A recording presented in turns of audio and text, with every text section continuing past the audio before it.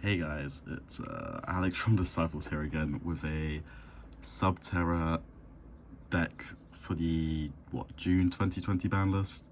Not much to say here. It's kind of a standard list. The extra deck's so cool spicy, but mainly because not playing super poly, so there's not much like needed in the extra deck.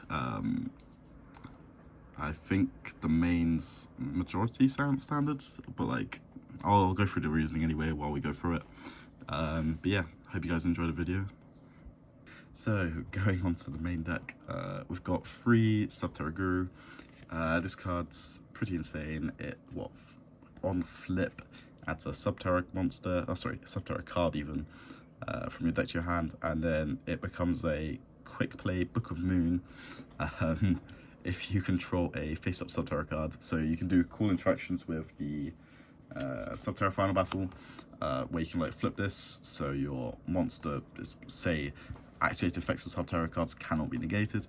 Then you can chain Guru effects to flip a monster face down, which is really cool. Really cool interaction. Sorry. And like again, Guru is basically your entire engine, so there's no reason not to play it for free. Free Fiendess.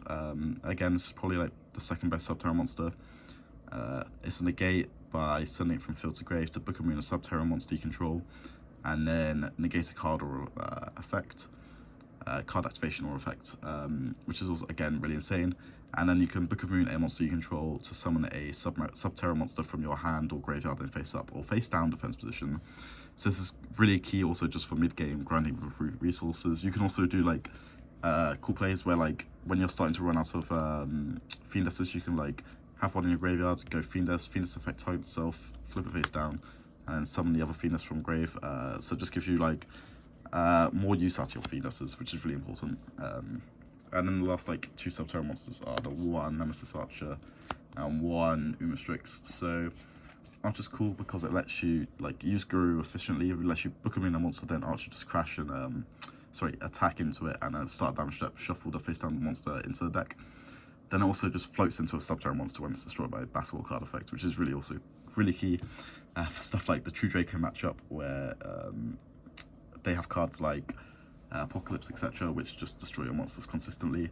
And then Umastrix is also really cool, especially for like the current meta, because on flip it banishes a monster. Just banishes it, so you can target stuff like your opponent's Golden Lords to just banish them, so they don't win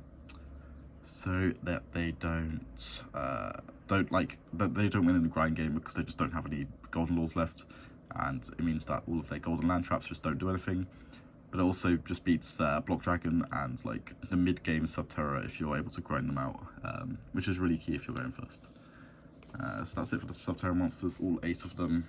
Then to go with those, we also play 2 Final Battles. So I'm doing this deck profile a little bit differently, not just doing like Monster Spell Trap. I'm just going to go through like the cards in their roles essentially. So this is another engine card. 4 effects, and it sets itself after use, so you never run out of it, which is the only reason we're playing free, I think. Because if it was like a 1-use thing, you'd definitely play free, but you'd either play free or none. I don't know, because if it doesn't set itself, it becomes a lot worse. But it basically says change Subterror monster, basically flip a Subterror monster face up or flip one face down, which is really cool for just getting off your Subterror effects during your opponent's turn. Then also it makes the attack of one of the Subterror monsters become equal to its combined original attack and defense. So it means that like stuff like Umastrix has just become 47 beta, which is just massive, like in reality. And then the final effect is this turn activated effects of Subterror cards cannot be negated, but this doesn't stop the activation of their effects being negated. So it means cards like Solemn Strike, if they're still activated when you activate your Guru effects, the Guru will still be negated and destroyed. So it's like really cool, but it's just not at the same time, if you know what I mean. And then for like more engine cards, obviously, why is there a mark on there? Free Hidden City. It's literally one of the best field spells in the game, apparently, in my opinion. Like, it has 3 effects minimum, maybe 4. Maybe I just haven't read the card, but it says add a Subterror monster, flip a Subterror monster face up to search, flip a Subterror monster.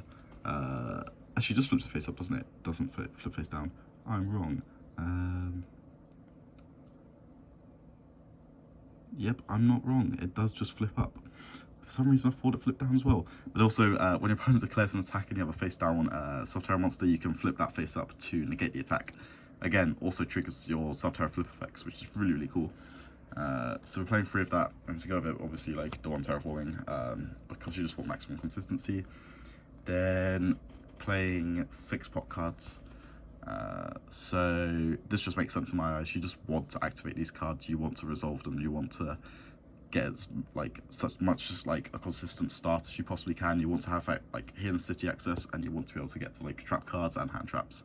That's like your goal every single turn. So, or every single first turn. So you want to max out on those. Then we're going to move on to the hand trap section. So I'll leave that one to last. So we play 12 hand traps. Kind of weird, not really. So we play 3 Ash, 3 Veiler, and 3 Infinite Impermanence. These are all kind of like standard, but then we also play like 3 Nibiru, which is also like standard across the board. But with regards to Nibiru, it's kind of key in this deck because you can use Nibiru like midway through. So say you start and you open like Hidden City Nibiru, right? So if you open like Hidden City Nibiru, Hidden City can grab your Guru. Then you can flip set Guru, Hidden City, flip the Guru, add your Nemesis, your Phoenix, sorry. Then so at this point, I'm just going to move all these cards up the way. So there's nothing much to talk about. So you've got your Guru in defense, you've got your Hidden City, and then you've got these 2 in hand. So at some point you can use Phoenix to negate a card, and then this flips the Guru down. But then I still keep summoning more, and I summon more than 5 times. You can just Nibiru, but then this doesn't get rid of your set Guru, because Nibiru only tributes face-up monsters. So this becomes really impactful because then it means that like next turn you can flip your Guru up and do stuff. Or if they don't clear this and they attack with trying to attack either of them, you can just flip the Guru up to negate the attack and just add another engine card. So it's like really important there, just because of that one key interaction with Nibiru. I think it's like more like better in this deck than I thought it originally was, because I thought like you just don't want to tribute off your Guru, but it makes a lot more sense now. Then for the rest of the deck, it's just 9 trap cards. So Solemn Strike is probably like the best one-off trap card that just like it's not super high impact, but it's not low impact either. Like it just does what it needs to do. Then there's there can be only one. Sorry, this card's insane just because when you think about it, like your entire deck is like dragon, a spellcaster, a fairy, and a reptile. And because they flip themselves face up and down, you can deal with the restriction of there can be only one as well, which is really important. And then the only other card I play is Compulse. So when I was thinking about this deck, I decided that the only like other trap card I wanted to play was Compulse, just because with regards to how Compulse works, it's really good going second as well. So I did originally think of stuff like Summon Limit or Torrential Tribute. Torrential is questionable in this deck because you lose your Guru and you don't want that, so that's why it didn't make the cut. But then the next card I thought about was Summon Limit, but Summon Limit's not a good floodgate going second compared to like There Can Be Only One, which just stops your opponent playing Yu-Gi-Oh! So that's why I went with Compulse, just because it helps you break the boards going second as well. So it's like you double hand trap them and they still handle like a negate, you can still just Compulse to deal with it. So I'm just going to jump straight into the extra deck. So with this build, the extra deck is basically irrelevant. Because I don't have playsets of X card, my extra deck's a bit weird. But I'm just going to talk about like my theory of why these cards are in the extra deck and what I would change in the extra deck going forward. So 1 Link Rebo. This is literally only in here because if for some reason you need to link off your Fiendess. No clue why, but you might have double Fiend, might have like a Fiendess on board, a Fiendess set, and you just want to link it away so you can flip the set one up without the Deck Mini 1 restriction. I probably would just play an Anima instead of this, but this can also protect from battle, sure, so why not? Then 1 Security Dragon. If you get a bunch of tokens from stuff like Black Garden that might exist in the meta, again this just helps clear them and then bounces a monster. Then 1 of each Nightmare. These are just like utility cards, doesn't really make too much sense. 2 Charmers. So Earth, kind of explanatory, they're all Earth monsters. And I'm playing Heater just because of the Ash interaction. Then, so these are cards that I would actually play. Actually, I'm just going to go to the last card. I'll probably like Borrow Load. It's just in here as removal if you can't do, engine out it. I don't know what card that would be. Maybe like Avramax or something. That's a bit weird. But yeah, so these are cards I would actually play in the extra deck. That like I just don't have playsets of. So like I play 3 Needle Fiber, 3 Selene, and 3 Access Code. So this may sound a bit weird, but you're playing 6 hand traps that are all tuners. Unless Venus is randomly a tuner, which is not.